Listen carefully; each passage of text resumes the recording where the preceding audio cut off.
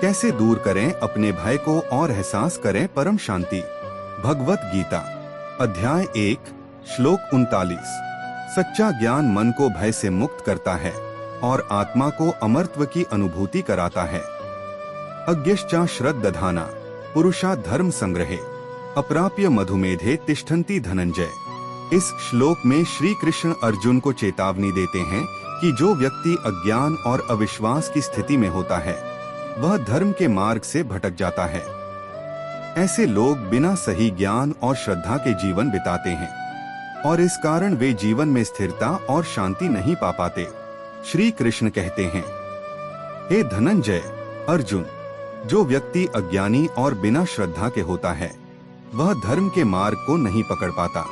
वह मधुमेह की तरह जीवन के सुखों में फंसा रहता है, लेकिन वास्तविक आनंद और स्थिरता उसे प्राप्त नहीं होती। यहाँ मधुमेह का अर्थ है जीवन की वह स्थिति जिसमें व्यक्ति अपनी इच्छाओं और मोह के पागलपन में उलझा रहता है, परंतु सच्चा सुख और ज्ञान उससे दूर होता है।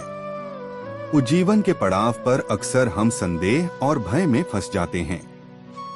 हम अपने धर्म, कर्तव्य और आत्मविश्वास को लेकर अनिश्चित हो जाते हैं। यह श्लोक हमें बताता है कि ज्ञान और श्रद्धा के बिना जीवन व्यर्थ है।